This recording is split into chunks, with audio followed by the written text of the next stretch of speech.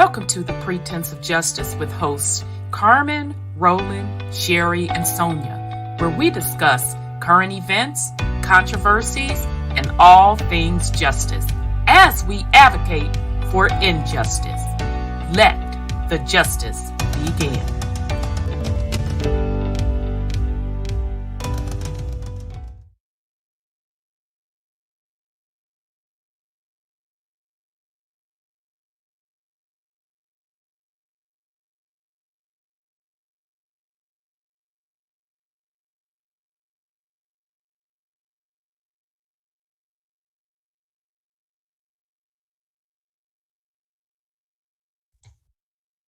Hello, everyone, and thank you for joining the Pretense of Justice. This is our second podcast, and we are absolutely delighted that you are here to join us.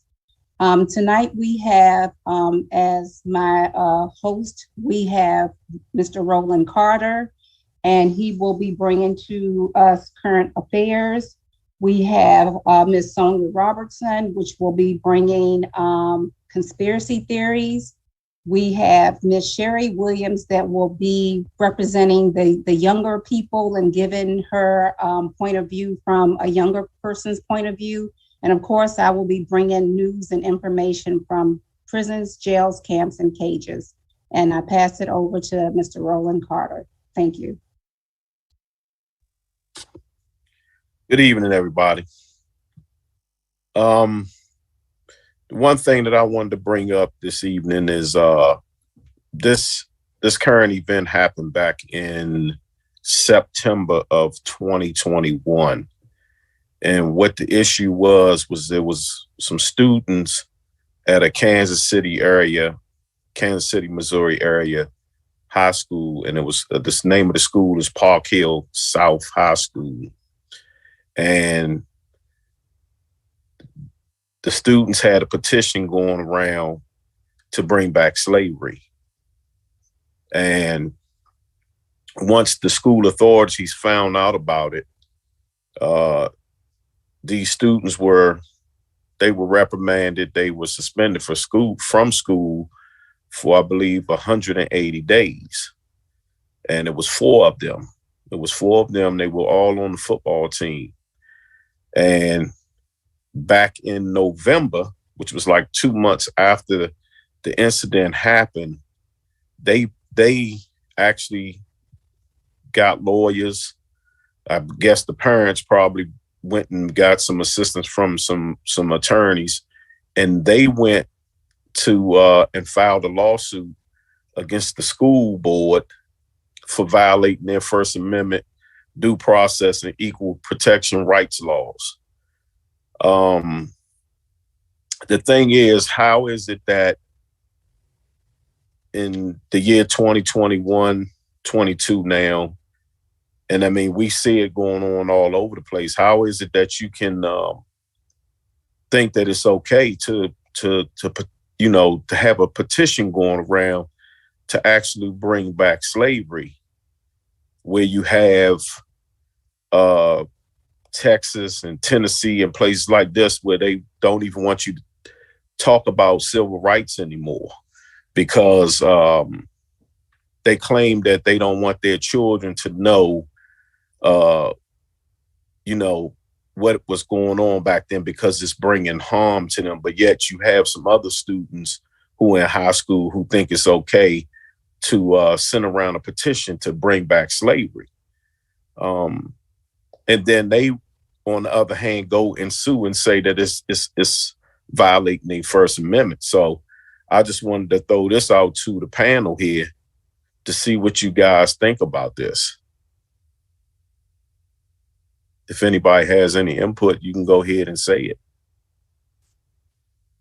I think that it's abuse of, the civil rights movement that was put in place for certain reasons, and that these young people are entitled to be able to use the civil rights laws or, that's on the books for something to this effect. And as far as I'm concerned, really, people of color should have been filing a lawsuit because, to say they want to bring back slavery, that to me, that's an issue. Not to mention we still have slavery in this country with the prison system, but I just think that not only should a massive lawsuit should have been brought on them and their families and the school, but I'm just flabbergasted, very disappointed in the school system and the prison system. And matter of fact, I heard something where I think some of the teachers had made some comments about it, and some of the parents didn't think it was a big deal. And well, it's a big deal to me. And then why is nobody else in an uproar? No one else is saying anything. Not a lot of people are saying a lot. So I don't know. I think nowadays it's just the young people have too much opinions, not enough facts. What it is everybody want to say, okay, I'm going to use my amendments and I want to have freedom of speech and we have rights. That everybody feel like they got all these rights to something and don't know half the reasons or things behind what comes with the rights, and just think that it's okay. Like, I guess back before it was okay, opinions was like buttholes, we all got one. And now they're using the smallest opinion and feel like, okay, we're going to voice anything. And the crazy thing is, the most negative or the most wrongful stuff is the most promoted nowadays. It's the thing that's the most represented, that everybody jumps on. It's like the terrible twos. Out of all the good things you say that one bad word. That kid want to learn that one bad word. And it seems like everything that's negative is the thing that everybody's jumping on to support. And I don't understand that. Like, before you just came from having a whole Black Lives Matter and everybody was having this whole thing going on with George Floyd. Just last year or two, it was worldwide. And yet they want to bring back slavery. Like, I don't know. It just feels like, okay, they want to find everything right now is more for clout. They want to find the most negative thing to bring up so they can get attention from it, is what it looks like. A lot of it is just mainly attention. That's what I'm getting. I don't know if we're all on mute. Well, I can tell you this much on my opinion. When you guys say that bringing back slavery when slavery is still here, if you're not part of the 1% of the elite, you are a slave. When you got to get out of your bed every morning to make that dollar and to come home to pay bills, you are a slave. So when they going around doing petitions, they are very ignorant because they don't know if their family is not a part of the 1%, their families are slaves. So at the end of the day, they make it difficult for us to live the way they live because they keep us where they can control us by prices, the things that we have to pay for, taxes. I mean, if they wanted to talk about slavery, it may not be the same as it was back in the 1700s, but it's a different form of slavery now. We just don't recognize it. We think that, okay, I'm making more money than this person. She living in the slums. It don't matter. We all are the slaves to the economy. We are slaves to the Hollywood. We are slaves to anything that all these people think is cool. So at the end of the day, they probably need to sit down and discuss things with their kids and talk about it all instead of trying to divide us even more than what we are now. And that's my point of view on that take. Yeah. And before I, move any further, before we go any further, I just wanted to, and to add into this, I believe it was on Thursday or Friday of last week, the Louisiana governor pardoned Homer Plessy, where you have the Plessy versus Ferguson, when this was a biracial man who got on a train back in 1892, somewhere around that time. And, they locked him up because he was in a whites only car, but he was pardoned finally by the Louisiana governor.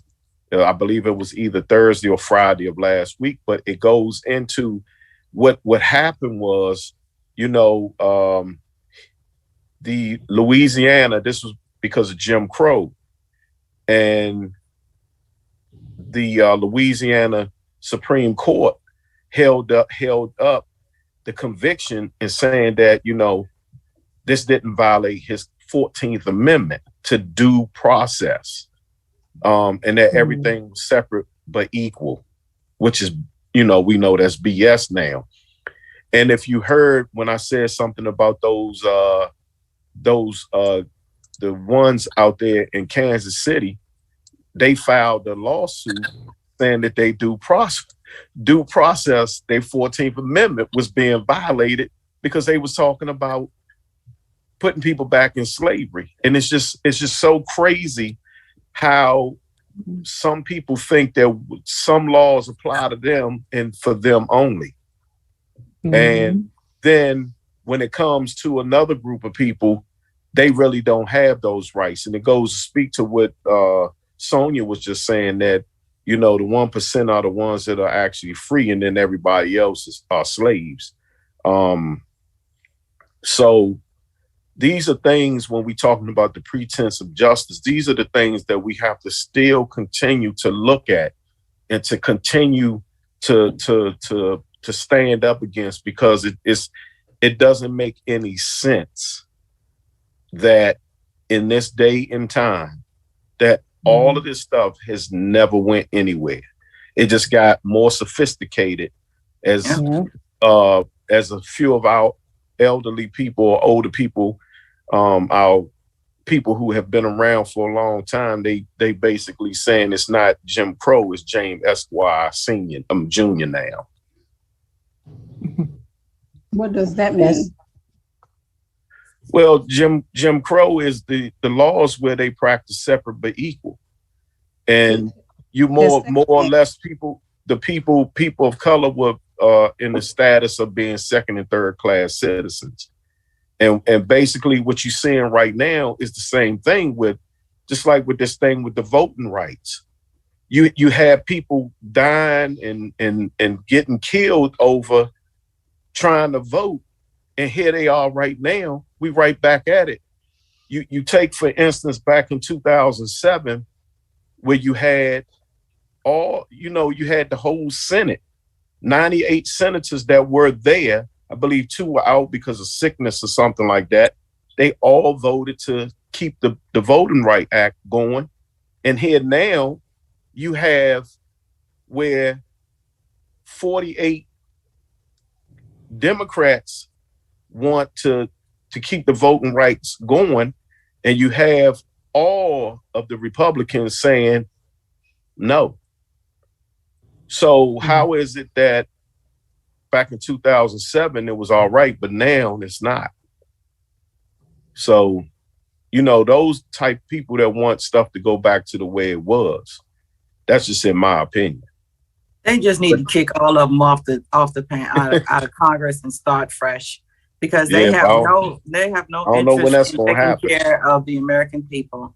Nope. And once the people start waking up and seeing this and stop being so blindsided, thinking that, it doesn't matter, let them do what they want, they don't realize every time they walk through those doors, they come out rich and we still poor. Mm-hmm. So, I mean, you're sitting here worrying about what they say on media and listening to that BS that they're talking, instead of actually saying, okay, let's all get together. It's like I said before, it's more of us than it is them. If we can stop working around here and talking about we on our high horse, we don't have no horse. We the ones that is the horses, and they sitting in the carts. So if we don't get it together and come together as a nation, it's going to continue the same way, no matter what. That's my theory on it. either when we come together as a nation, we have to come together right. And it's not just, oh, everybody want to grab pitchforks and run, and we all going to scream in the street. Like, they actually want to do the paperwork. They want to actually want to go to the courts. They're going to want to actually want to try and push the legislations and push the bills to be passed and go vote. Not just sit at home, but actually go out and pick the right people that they're putting in. Like, a lot of people don't even think about voting. They don't even look up the person. They'll just listen to what somebody else, okay, they Democrat, let me just vote blue, let me just vote red. It's not like that. You have to really look into who are we putting into these seats to know what they have in their minds of what they want to do for us, and if they even really, because some people you can tell, but it's just, if nobody's going to take the initiative to go actually vote the right people into place, we're never going to get there. I don't know if you're still seeing. Yeah, let me ask you a question, Sherry, because New York just got their new mayor, the brother, and so now he's saying that he is going to bring back solitary confinement. So so many people voted for him. Were they aware that that was his agenda? So it's really, it's really hard to. And look into somebody's background to see, or look into their minds to see, they can run on one platform, and then as soon as they get in office, they can change their platform around. So, did you hear about that since you were in New York? No, to be honest, I not as yet.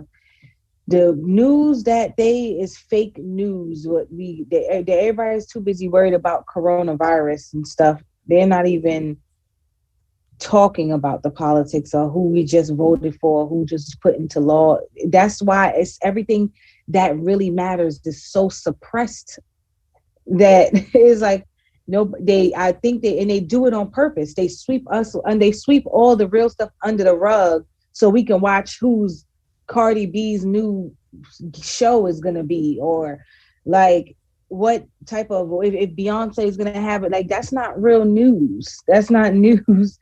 And that's what's being promoted. And when you do look at the TV, or they want to set the fear of everybody getting vaccinated or something. So we don't,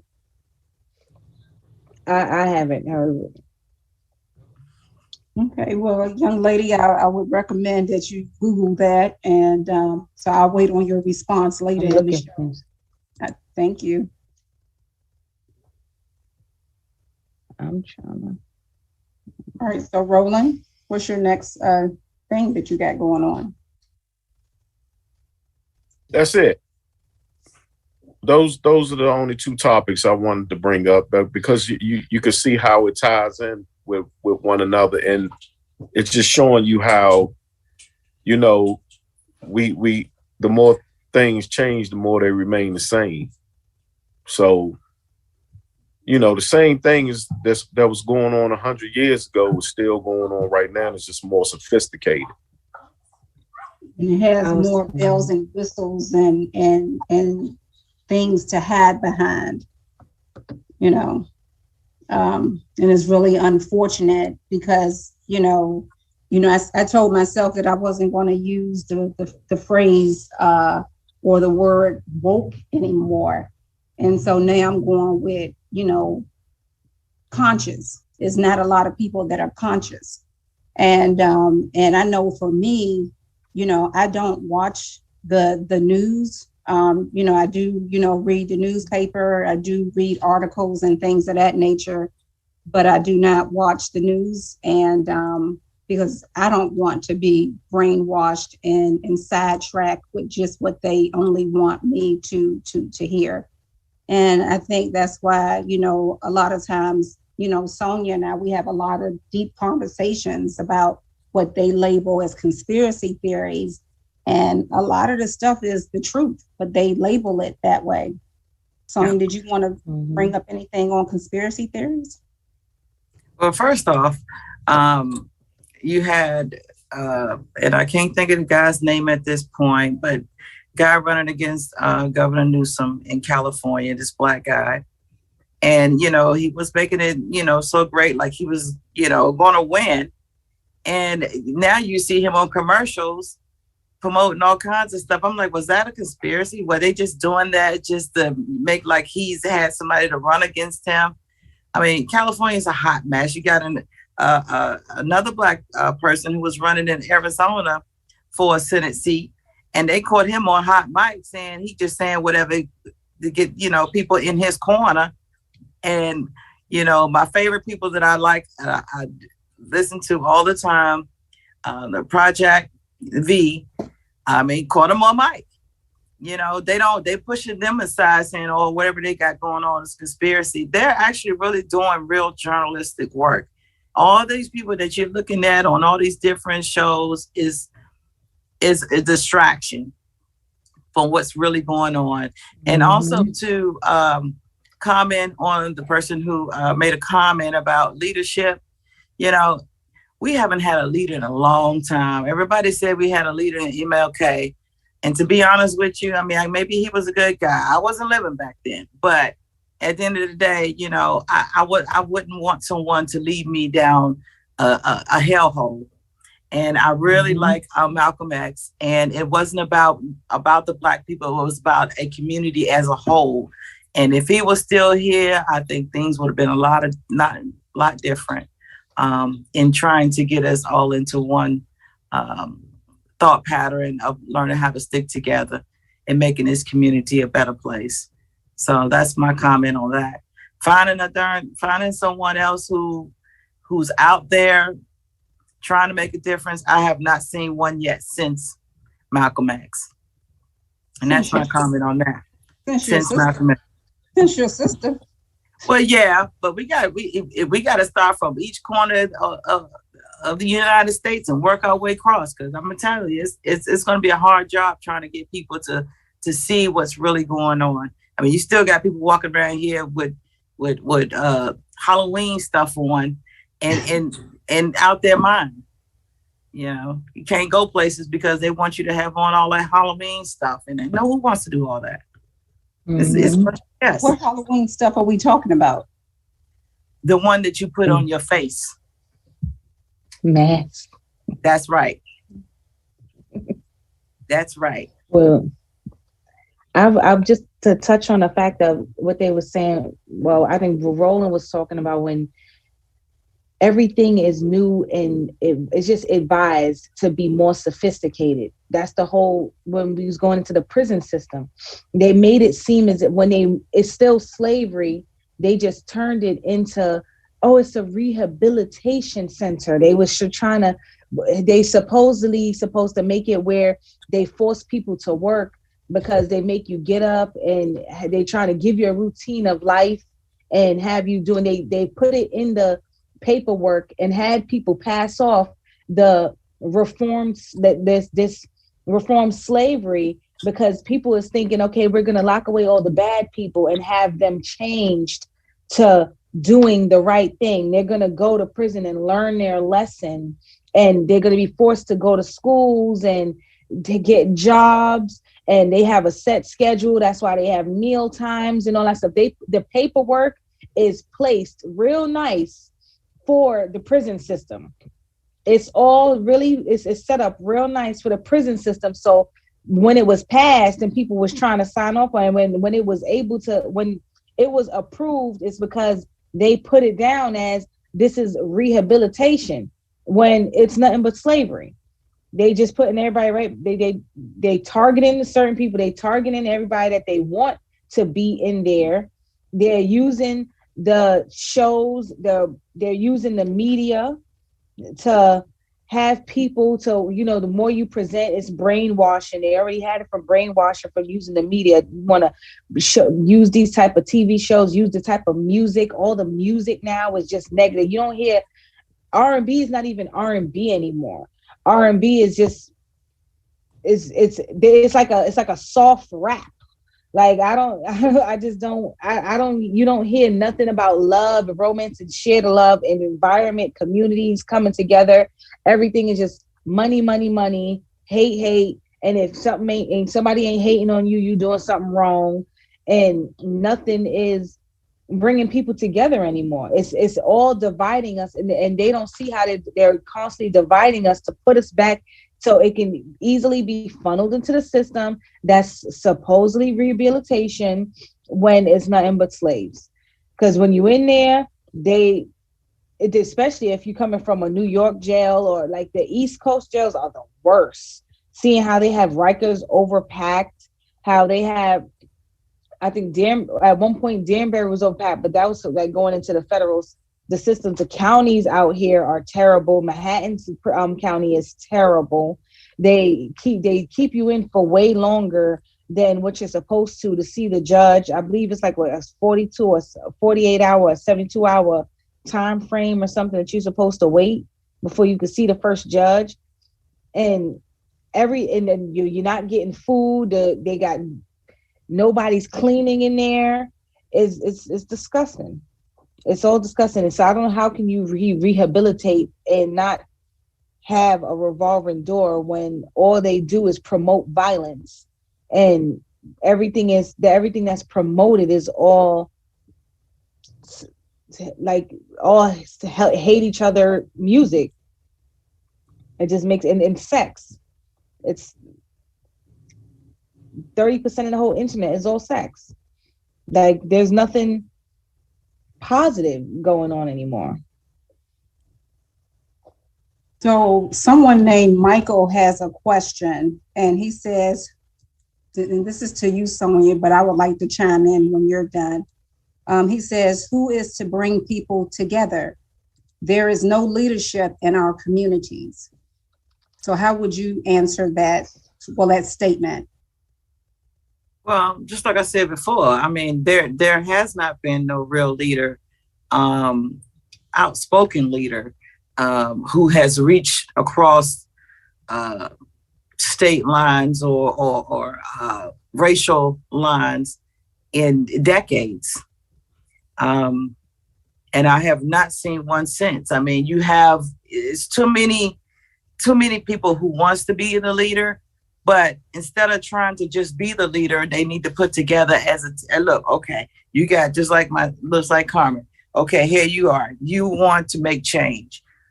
We need to find other people who have that strong ability to pull people together. If we don't have that, and to get people to open up and see, okay, this is what's really going on, it'll never happen. Mm-hmm. They're doing their best to divide us.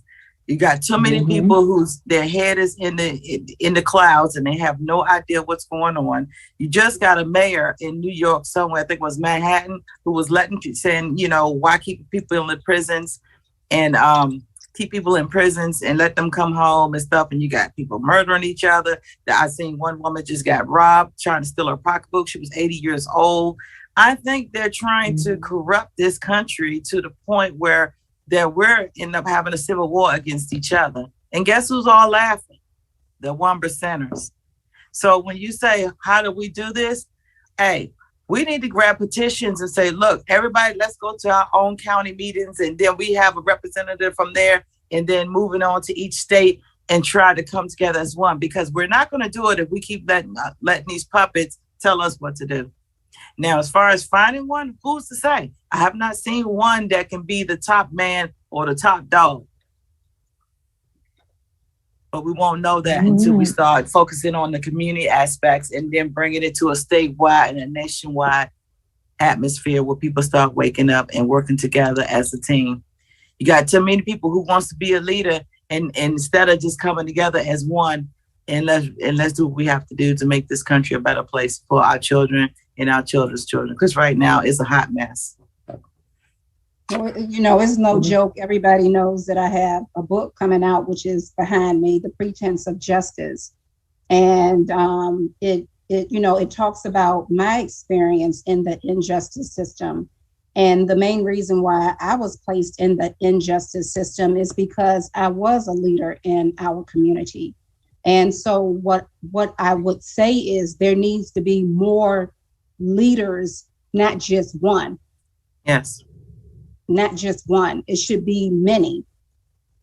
It should be many, and then not to mention, and Sherry, I don't mean any disrespect, but it just seems like the younger, people really don't care about, what their parents or grandparents or great grandparents went through. But maybe I'm wrong, but it just seems like that.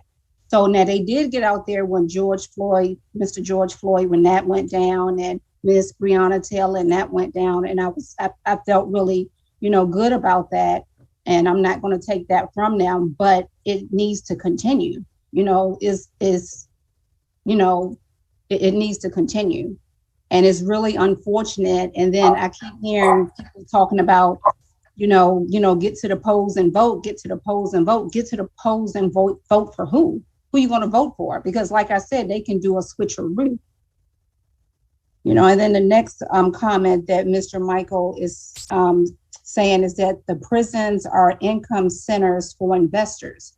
Mm-hmm. I do that all the time, which I know that, yep. And you are 100% right. But there's one point that no one talks about, and that is the fact that the American people who pay taxes, they are the ones that's footing the bill, but they're not the ones that are getting the residuals from this prison system. And so, people need to think about where their tax money is going, and they need to say something about the fact that they're footing the bill, but billions is being made, billions, on the backs of the innocent and not innocent that's in involuntary servitude, whether they chose to be there or not. And so T. Christopher says, leaders are left out to dry. Trust me, I know that all too well, because when I looked around, when all those alphabets came banging on my door with guns at my head for some bullshit, it was nobody there but me. Nobody was there but me. So, you can't just have one person out there standing on a soapbox. That's something I'll never do again. But what I will do is I will get them with that pencil and that pad and write draft legislation and fight to get draft legislation passed for people that are in need of help and support. But to get back out there, I won't do it like that again. Well, just to say, can I say something real quick? And this is to what Sonia was saying, something about Martin Luther King earlier. I want to read you a quote that he's quoted as saying. He said that for all the steps we've taken towards integration, I've come to believe that we are integrating into a burning house. Yeah. And he also said, I must confess that dream that I had that day, talking about the March on Washington, has at a certain point turned into a nightmare. If you go back and you listen to Martin from 1966, 67, and 68, you will find in those speeches a totally different Martin than he was before that. And then to go to what Sherry was talking about, and then Carmen, you said something about how the young people are easily led astray, and they not concentrating on what really needs to be concentrated on. And I'm gonna read you one of the. It was a song last year by this young rapper named Spot Got 'Em. Okay, and everybody was on Instagram and all these things doing that dance to the record called Beatbox. Now, when you sit back and you listen to the lyrics, and then you wonder why the young people are where they are with their thoughts, and because they're listening to this. Now, I'm just giving you the first part of it. Listen to this. It says, burn, burn, burn away a carbon beam, knocked your legs off. Tried to get away from me, had a standoff. Hit him in the spine, knocked his dreads off. You see, what you listening to. See, they not looking at the news. They not looking at none of that, but they listening to that. And everybody was doing that crazy dance that they was doing to that. But that's what he was talking about, killing other Black people. You see, so when I have your mind, what Steve Biko say? The greatest thing in the hands of the oppressor is the mind of the oppressed. So when you listening to that and you hear that, now, our generation who was listening to NWA when they first came out, the agenda was set right there, because if you think about it, at the time you had all of those groups out who were on a conscious level. Then all of a sudden, the NWAs came in, the Compton's Most Wanted came in, all of the gangster rap out west came out where they was talking about shoot 'em up, shoot 'em up, shoot 'em up. But if you pay attention to some of the, and I'm talking about the first ones, the NWA, the key person in there was Ice Cube. Because in it, Ice Cube was still dropping the knowledge while he was rapping.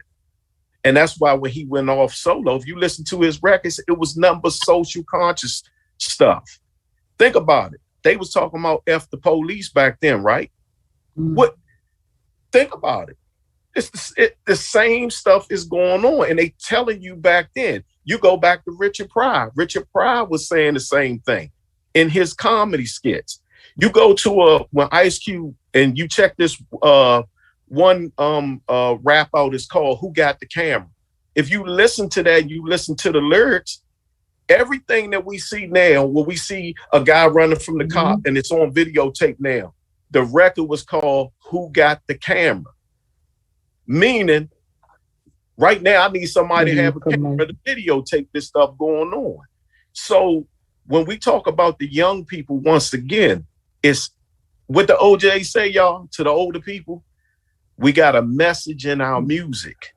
And the message of today that's geared towards the youngin' is self-destruction.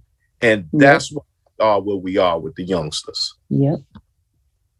And that's where I was going with. That's what I was talking about with the stuff from earlier, when I was like, everything now is just promoted negatively. And it's all so they can have that residual door, so they can make people start going back to those prisons so they can be enslaved. That Crazy Bones did about a video a year ago saying about the secret meeting that they had over 10 years ago for the Rap Society, so they can start targeting. They said they can start promoting the negative, or like Will Smith fell off the map. Everybody that was doing positive music fell off the map. You don't hear Queen Latifah. They all felt like a lot of them all just disappeared out of nowhere because they wanted to specifically promote gangster violence music. They wanted people to have black on black crime. They wanted, and they only use it for rap music. You don't hear pop songs and country music talking about violence and all that. It's all set into the rap music so it could affect the minority. And it's all negative. They want it to be negative because what they're promoting in the media, what they're promoting in our music, what they want to show us, and they want to have our minds. They want to have their minds so they can feel like, yeah, I want to hear like him. That's why everybody thinks it's GTA outside. Every time you turn around, somebody else is shooting somebody at a gas station over an argument or a yell. Everybody's seeing it on camera. Like, everybody's dying so simple now because everybody just feels like I got to do this to be popular, or I want to be cool. People have their cameras out, and you pulling your gun out to shoot somebody. You thought that was cool? No, that sounds like a case. You're going to jail. Like, I don't know why nobody's thinking about those things, but then it's not. When she was like, I know the young people nowadays, because I've experienced it, I'm around them, I see it. Nobody are thinking about what our elders went through and what the older people went through and what everybody had to fight. Nobody, because you know what they see it as? That ain't happening now. It ain't today. It's not bothering me now. Like, oh, I got white friends, I got black friends, so it don't bother me. And they're not sitting there trying to make continuous change, because everybody just feel like as long as it's not messing up their little circle, nobody cares. And I don't know why everybody's thinking like that, but I blame the shows. I blame the music. I'm like the stuff that like we have these little phones in our pockets every day, and everything is promoting negativity, violence. You know what? I see. I'm looking at somebody on the chat, right? T. Christopher said Martin realized that he had American Indian roots. He realized that he was standing on his own land, pleading with foreigners when he rightfully should have served them eviction notices. And he says, my opinion. I want to go real quick, and after this, I'm gonna be quiet for the rest of the show. If you go back and look at the 1828 Webster Dictionary, and you can pull it up online. This is from 1828, and I'm gonna tell you what Noah Webster term for American was. This is what it says. It says a native of America, originally applied to the Aboriginals or copper-colored races found here by the Europeans, but now applied to the descendants of Europeans born in America. So what is he saying there? This guy T. Christopher saying, our birthrights stolen a long time ago. I get into that the next time when we do our next podcast. I will most definitely bring all of that up. But it's so key that for him to even make that point and bring that point up and to listen to what the definition of what an American was back in 1828, according to Noah Webster. I noticed that it's a Jamila. This is a young, who are raised. It depends on how you are raised and who is raising today's children, which is so true. Nobody's being raised. Everybody's just growing up, and they feel like I'm grown because of their age, opposed to their knowledge or gaining any wisdom. It's more of everything is being from, like she said, iPhones, iPads, which is so true. Nobody's really trying to give the whole morals. Nobody wants to give, like, show them the values, have the respect. The older community don't want to talk to the younger community anymore because they feel like y'all not gonna respect us, and then it's not getting anywhere. And I don't know how we're gonna break the cycle, but all we can do is, like, it starts from you. Like Mike, it's the man in the mirror. We all have to make changes in ourselves and want to help each other and want to change ourselves to help each other in order to bring back the community. Because it used to be it take a village to raise a child, and now it's don't even talk to my kid. My kid's gonna be wrong. I'm gonna be wrong with them. We gonna act like we right when we getting out. Like, it's like nobody is trying to stand up for the greater good anymore. It's all about self-preservation and what their image is looking like, and that's where a lot of it doesn't make sense. Like, it's your image is still awful if you're looking like a rotten. You're rotten on the inside, and we can all see it.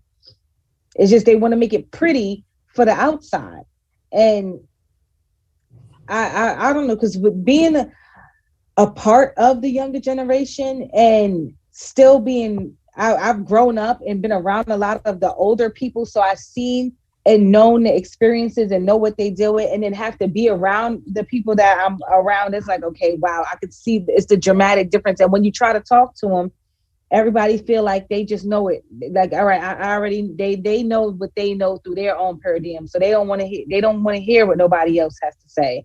I know Sherry not talking. I know Sherry. When it comes to you, I need a team, because what? You put things in your own perspective all the time. So I'm not gonna be. We'll just leave that to that. But it's what I keep saying. Go ahead, Sonia.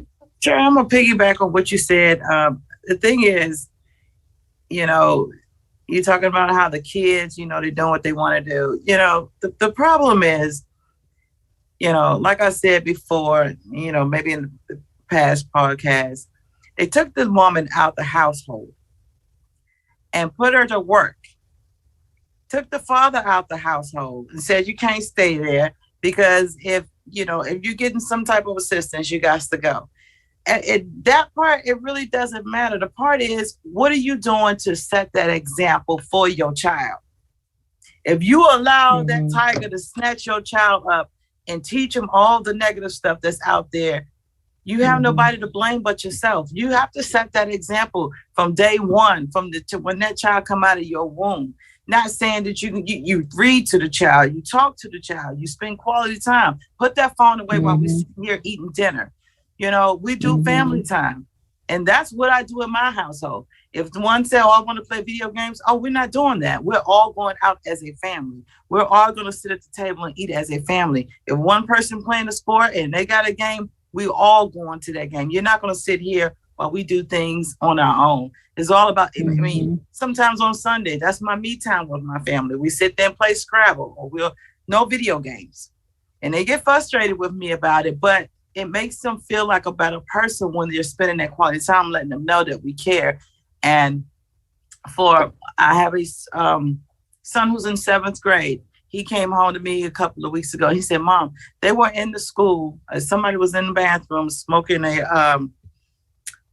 electric cigarettes. And he offered it to me. And I told them, no. Ain't you proud of me? And I was so excited that he was able to come home and tell me it may not be a big thing to others, but them type of things are big things to me. Letting me know that what I've been saying and doing obviously is working, because he understood that was wrong. And you cannot follow them. Make your own pathway. If you know what's wrong, don't follow that up. So like I said, it's the person at home. You one of these kids, so you need to take care of them and show them the right path so they won't go down that road of destruction. And that's my take on that. That's very much true. I just know that it's not like that a lot of times now. More of everybody just, okay, they want to send you in the next room to watch TV so they can talk on the phone. Because before, cell phones wasn't a big thing. You had to be a business owner or a business person to have cell phones just a few years ago. So my generation grew up with, now we have all this technology. So everybody want to be able to communicate to somebody else. Nobody is wanting to sit around in their house and actually pay attention to their families. And I haven't seen it's been the only time I see a family gathering to come together for things is at Thanksgiving. If it's not on a Sunday, it's like more of a once a year thing nowadays. And you're lucky if you having it a family thing, because now it's more of a friendsgiving. Everybody's doing more. The more I'm hearing lately is, nobody cares about blood thicker than water now, because they feel like your friends are stronger than your family sometimes, and so many people are going against their families just to be around the friends. And before it wasn't like that. We had people that were actually more willing to talk and let them know, like, listen, you can change your friends, you can't change your family, you can't change like who are around you. You can't change your family, and these are the people that you have to love and support and be united with at all times. But nowadays it's not the same. Everything is, the technology is changing everything. So I just want to share before I go into my topic. It's so funny because my nieces and my nephews, since I've been home from my sabbatical, and I've been trying to talk to them about, what happened to me, and trying to educate them on what they need to do, what not to do. Don't talk to the police, don't talk to investigators, don't talk to the feds, don't talk to this, don't talk to that until you got your attorney, all of this other kind of stuff. And, my nieces and nephews are not really interested in what I have to say. And, it's no secret. A lot of people know that my nephew passed. It's been a month yesterday. And 3 weeks before he passed, he called me, and we just laid on the phone. We was just talking for like 2 hours or something. And he was like, Auntie, I just want to get to know you more. I be seeing your messages in the chat. And for that to happen, now he's gone. And I have other nieces and nephews that don't even care. It feels like they don't care about my story or every Black person or indigenous American person story, because my story is their story. Every Black and brown person that's sitting in that prison, jail, camp, or cage is their story. And for my nephew to connect with me, and then now he's gone, it's like just devastating.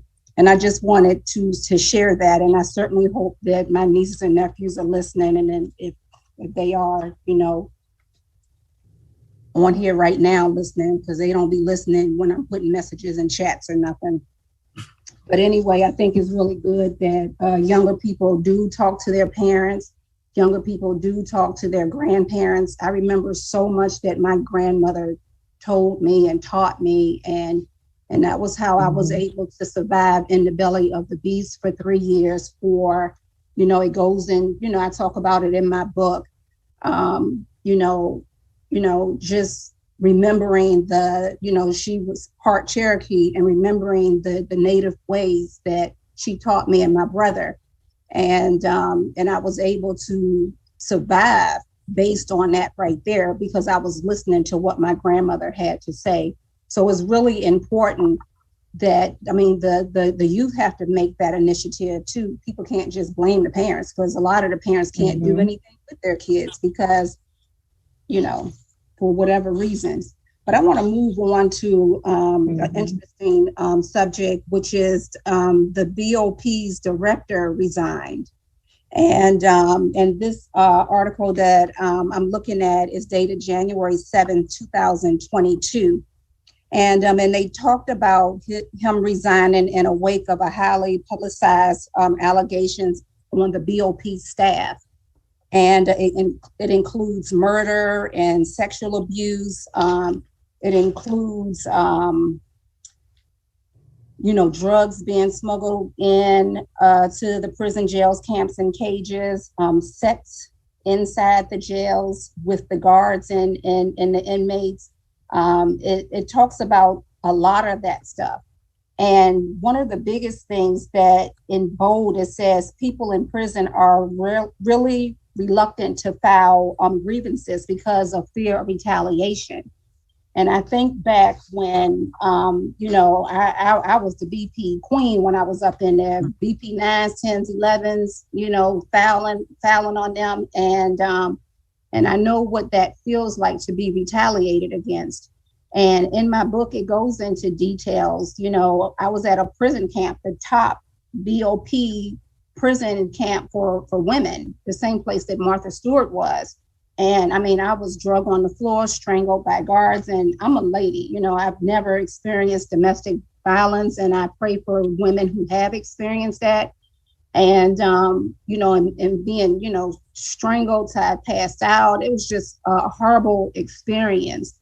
And for this to just come out now in 2022 about the way the BOP is run, is just a horrible thing, because this has been going on for years.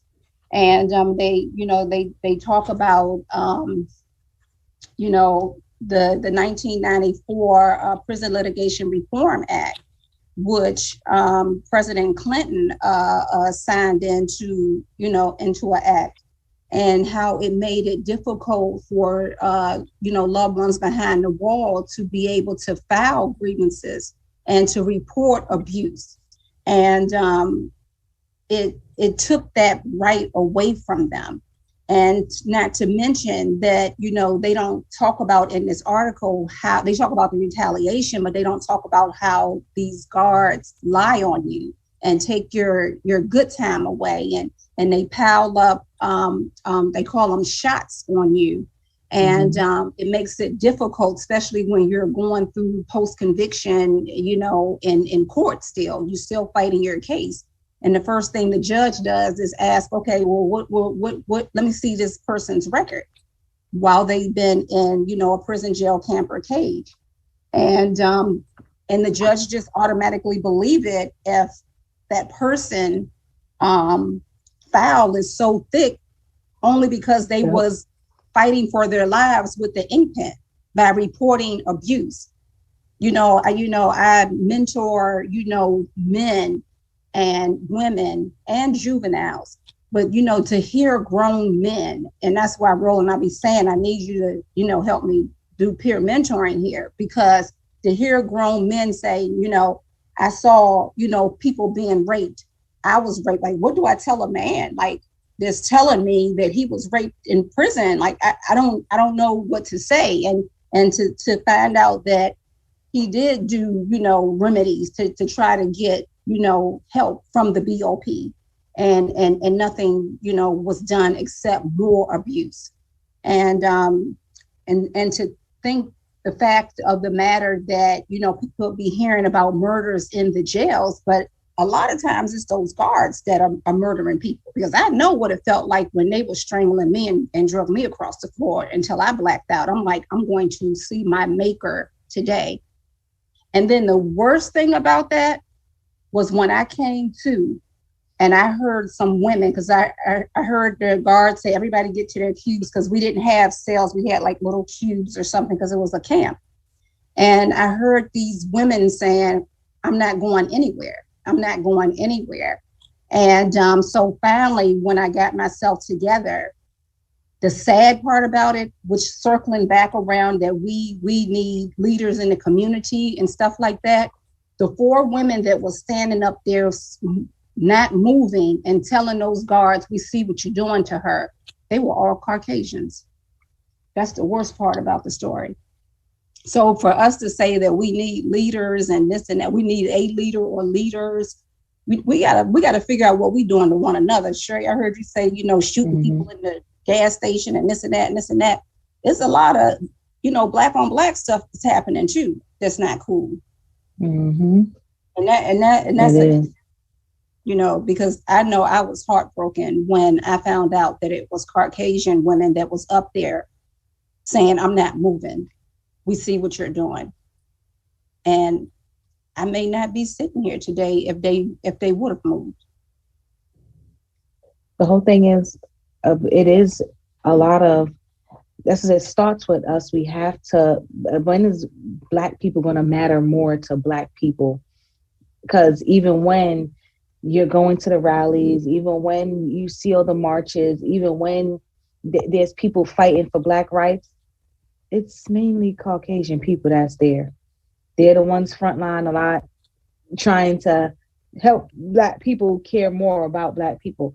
And I don't know, I know with the youngers, with the younger age that we dealing with now, it's more, like I said, if it's not bothering their particular space, no one cares. If it's not their immediate friends and family, they don't really care. Or it's some type of, everybody just idolize the icons of music and TV shows.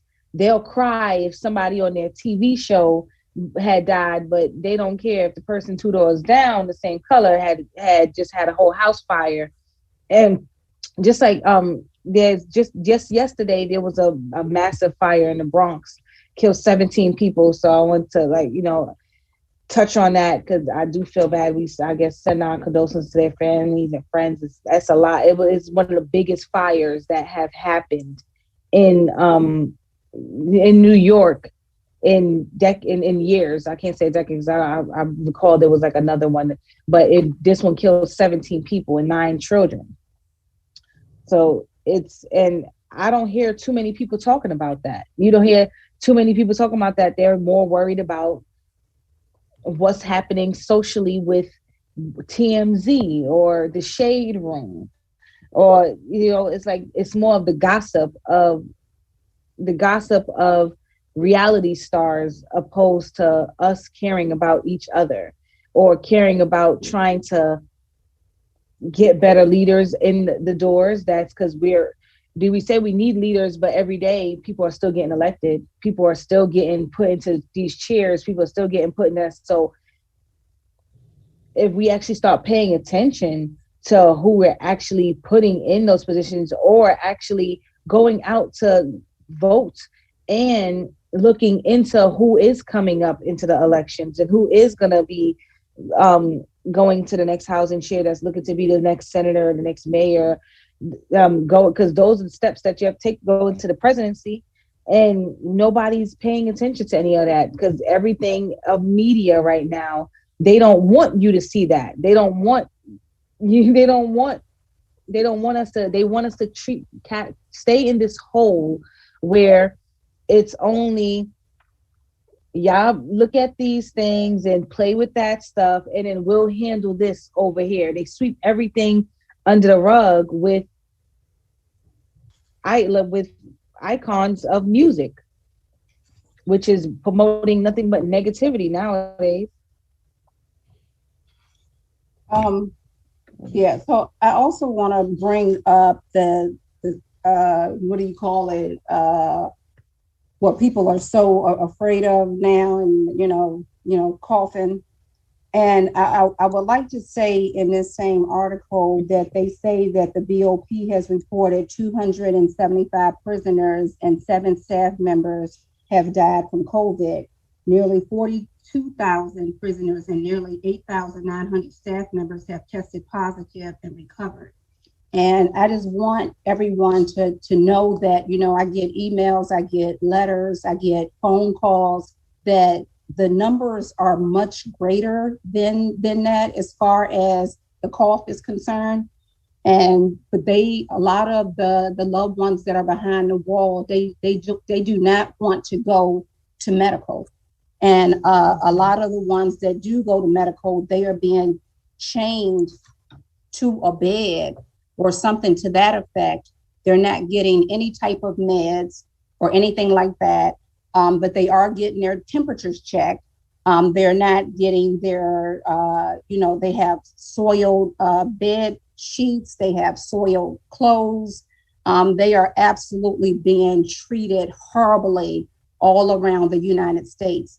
Now, in 2020, it was a big thing about the cough in the prison jails, camps, and cages back then. So here it is 2 years later, and people are still, catching this cough, and people behind the wall are still dying, and no one's really saying anything. And if you can, I've never had the cough. However, what I hear is not a good feeling. So I would think if you can't get any type of meds to at least treat the cough, or at least, make you feel a little better, I can imagine the suffering that, those people behind the wall are going through. And I'm also hearing from Alderson Federal Prison Camp, that's where I was. They can't even get any type of medicine off a commissary. They can't get any type of medicine at the medical facility, and they are literally not being treated. And the food, they say, is very, very small portions, if any. And they are really, really suffering. So as far as I'm concerned, my mission from being on my sabbatical is to do something with, those crime act bills that have created a wave of mass incarceration on our people. And let me tell you, everybody that sits behind those walls or in those camps or jails or cages are not all guilty. And I'm a person that's looking at you right now, and I'm a living, walking story of that. And it's really unfortunate, but no one, whether they are guilty or innocent, deserve to be treated like a dog, animal, or be abused the way that they are being abused. And the conditions are horrific. And it's really, really unfortunate that no one cares until it happens to them. Or some people even come home and they think is a badge of honor. I don't think it's a badge of honor, because the way that I was done is just absolutely disgusting. And if it could happen to me, it could happen to you. And if you ready, you ain't got to get ready. But I want everyone to know that the men and the women and the juveniles behind those walls are suffering, and we need to do something about that.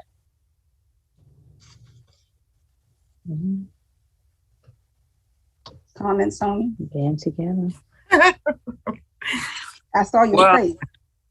No, it's the thing is, I was listening to you talk about your story, and when you said there was 3 white women standing there, and that was exactly what, or similar to what Malcolm X discovered after all that time being taught that, that the white folks were bad people, and, he was believing it until he went to Mecca, and, and seeing that it was not only Black people there of color, Indians, there were white people there too. And it's not about race. It's about humans. If everybody can stop looking through talking about the color of a person's skin and start seeing a person for who they really are, you might meet some great, terrific people that can help you, people that can get you where you need to be, or it just don't make sense. And we're falling for the okie-doke when it comes down to race. Because to be honest with you, my theory is there's no racism unless you teach racism. And if you put that in the system and allow people to walk around and say, oh, don't look at me because you white, or don't look at me because you Black, they putting this stuff, feeding this up into our kids, into these adults, and thinking it's okay. I don't see color. I love everybody, no matter what color they are. And as far as the prison system goes, is a private organization, and whatever bed get covered, somebody getting paid for it. We need to get rid of these people that's in Congress and start from scratch, because these people can care less about what goes on outside of those gates of Congress. That's my take on that. Well, I got quite a few politicians that, I'm in conversation with that are waiting on draft legislation from me in my experience. So I have about 8 to 10 pieces of legislation that I want to submit by August 2022 for the next general session for 2023. That's when it will go into effect if they're voted on or whatever. So I got some, I stay on the phone with, quite a few of them that are interested in sponsoring, some stuff. We just don't know, who's who until you know who's who. Well, my last word on that is they can make all the laws they want to. Is it going to help? Is the laws they have now in place, are they helping these people? To touch on what you're saying, Sonia, where it comes from, when you going through the system, it's like a lot of us is oblivious to what's happening until it actually happens to you, or someone that have that experience. Like, since Carmen already knows, but like she has connection, like she knows these people, they want to hear her story. They've seen what she went through. They've seen what they want to know. They're waiting on that legislation because they know her. So they feel like, okay, her story matters. And when you haven't had anyone that's been in the system or have never been experienced in the system, they don't know how detrimental, they don't know what they're doing to the people. They don't know what's happening. They don't know the type of effect, the mental abuse, the physical abuse, the things that you're going through when you're in the system. Nobody understands until they're the ones who are going through it. And a lot of people in the White Houses, a lot of people that's high up, if you didn't, like I said, if you didn't go through it yourself or have someone personally close to you, it's just another day in the woods. It's just, okay, they don't mind putting people in jail. They don't mind because nobody knows what they're going through. Why does it take a celebrity? Why does it take a celebrity or people to go into these prisons and clean that mess up? Why did that take Kim Kardashian to go to the head of the United States to get somebody out of prison for something that, could only did 2 or 3 years for? It shouldn't have to go that far. At the end of the day, if once a person is convicted, it needs to go to a panel of people and review and making sure that everybody did their due diligence to make sure this conviction is either correct or are not correct. You got people in there dying in prison who is innocent. You got people doing time and shouldn't be in there. I mean, this system needs to be reworked, redone, because it's a hot mess.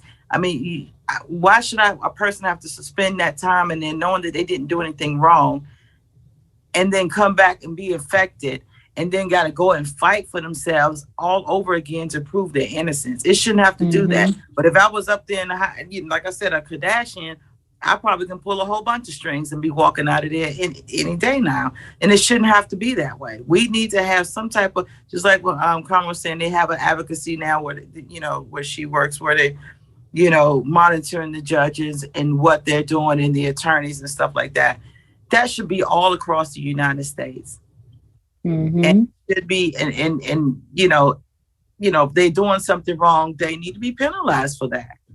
It's not fair to people to be sitting there for years and years and years and know they're innocent, didn't do anything wrong, but yet they got to suffer the consequences. It's hard to find a job. They got this conviction on their records, but yet they want you to go out there and be productive citizens, and they have not done anything to make that happen. So that's my last point on that. And then not to mention in the BOP, they don't have any, when Congress and the Senate and stuff pass certain laws and they're thinking that they're doing a good thing, there is no watchdog to see if the BOP or the state is doing what they're supposed to do. No one's watching. They just pass the legislation and then they just keep it moving, and no one's watching the hen house. And that's not a good thing. And then the other thing is, not to mention, it should be some type of special counsel or some type of special something, when people are saying that they are emphatically, innocent, and, not just poor people go to prison, jails, camps, and cages. You know how much money we've spent on my legal fees, and I done been to the Supreme Court twice, and with no remedy in sight. And it's just a horrible, vicious cycle. Once you get caught up in it, they're telling me, oh, Carmen, you may can get vindication in about, maybe about 15 years. Well, shit, I'm still fighting, but I'm not going back in the oppressor's court. Roland, what you have to say? All right. Before we go, whatever, let me read a couple of things to you. The preamble to the U.S. Constitution. What does it say in the preamble? It says, we of the United States, in order to form a more perfect union, establish justice, ensure domestic tranquility, provide for the common defense, promote the general welfare, and secure the blessings of liberty to ourselves and our posterity, do ordain and establish this Constitution for the United States of America. Now, what was going on at that time? Because they wasn't talking about everybody. Now, you move up to the 1800s. There was a court case, and it went to the Supreme Court. And what did the Chief Justice of the Supreme Court say about, listen to this, they, slaves and the descendants, are not included and are not intended to be included under the word citizen in the Constitution, and can therefore claim none of the rights and privileges which that instrument provides for and secure to citizens of the United States. So what that is telling you, and then what did they do with the 13th Amendment? They said slavery is abolished except for what? If you convicted of a crime, right? So it goes back to what Sonia said. You sit here, you legislate the system in its inception from the core is based off of what? It was based off of a slave society. Yeah. So what do? You can keep legislating and legislating and legislating. It's a lot of work that has to be done. And we have to pay very close attention to what's going on. That's my few cents I'm putting in at the end. Thank you.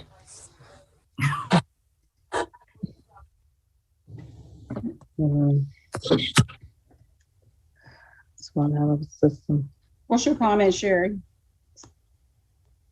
Your You know, last. To be honest, when I was trying to say it, I kind of, it slipped my mind now because what was I trying to say?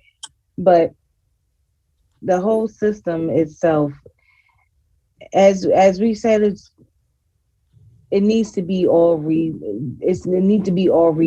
And dealing with America, here in America, you're guilty until proven innocent. That's just how that is.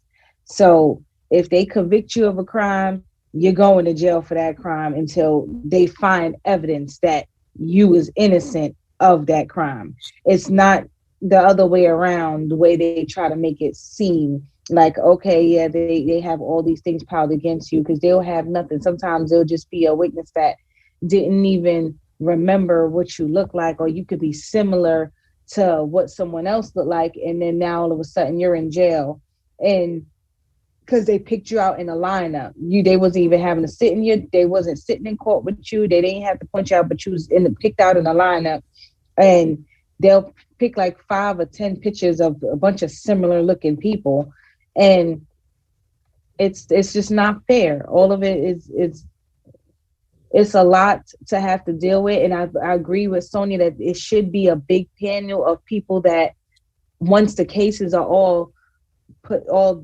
together, that they need a bunch of people to come and make sure each stitch is correct. Like, okay, did this person do their job? Did these people do their job? Or these are the right things that's been done, and what is followed behind? What is the right type of punishment for the crime? And what is that person's mental capacity for real? Because a lot of it is from how they was raised, what they went through, what they've been through. Some people may feel like things are more severe than others, and you don't know what they was experiencing in that time of the crime. Just like I seen a while ago, there was a girl that's convicted of murder for killing the person that abducted her. Like I guess she was trying to get away. He abducted her, and now she's in jail for killing the person that abducted her to get away. So it's like, some things is like, I'm not sure. It's just circumstances. There's a lot of circumstances that needs to be put in consideration when it comes to a lot of cases, and it needs a team of people that's going to actually look and make sure everything is done correctly. Because a lot of these lawyers now, it's just that's why they're practicing law. They're not here to be put on blame. They're practicing. So each person that they're practicing on trying to get out, like, okay, hey, well, next case, I'm still going to go home. They got paid for that case. They tried to fight to get you out. If they did that much, if they didn't have a already bond with the prosecutor, the person that's against you, so they can try and get you the best deal opposed to getting you out of jail. When they're done practicing on, okay, it's just a next case, we'll try our luck next time, try to do a better luck next time. And it's just, we need more people that's going to be behind and backing and seeing and making sure that the right things was done and the right people was in place, because the relationships is what's also creating a lot of the people that's going to go to jail for a long time. Just because the lawyer had a relationship with the prosecutor, and the judges have relationships with the attorneys, and they're all trying to work together opposed to work for the person that they're fighting for, because they're just, okay, I don't want this one to be upset with me. I'm not trying to ruin this relationship with this person. So they're not really giving the justice that needs to be done, because it's all, they want to save their relationships. Yeah, I agree. So Sonia, do you have any final words? Nope, that was my final words. I can tell you this, being in the law area, as a paralegal, what you said is true. I mean, you got judges, you got prosecutors, and you got attorneys, and they all in the same front of the same group. So, you got some good ones out there and you got some not so good people out there. I was fortunate to work for an awesome attorney at one point. I mean, and she was about a book and she was about her clients. And, she did whatever it took to help her client. But there's not a lot of them out there. You gotta remember, all of them went to school, just like the pastors and all of them. Everybody got a certificate. Are they for the people or are they against the people? Or they just don't care? They just in there for the paycheck. Your choice. Yep. Your choice. And with that said, I just want the world to know that my niece, Xavier, just sent me a long book on how she does listen to me. So I apologize, Zay. And I am so honored that you do listen to me, and I love you to pieces. And with that said, please order my book, The Pretense of Justice. Is pre-orders, that link that's out now. And the book is dropping March 2022 for Women's Month. And if you have any questions, feel free to email me at carmen@helpingourselves.org. Sherry, I think that's it, right? Rhonda, can you drop that link? Yeah. Drop it in the chat. Email me, and please, buy my book. Pre-order my book. Roland, the president of our board of Helping Ourselves to Transform. I'm good. We good. See everybody next time on the next podcast. So what is that in like 2 weeks or so? Somewhere in there. All right. Yes. Well, please make sure you guys email me if there's any topics that you want us to talk about, if there's anything that you want me to read or research, whether it's dealing with prison, jails, camps, and cages, or the injustice system, or anything that's dealing with current affairs that Roland handles, or anything that's dealing with conspiracy theories. Please email me, and I'll make sure Roland and Sonia and me respond to your emails. And until then, peace, love, and happiness.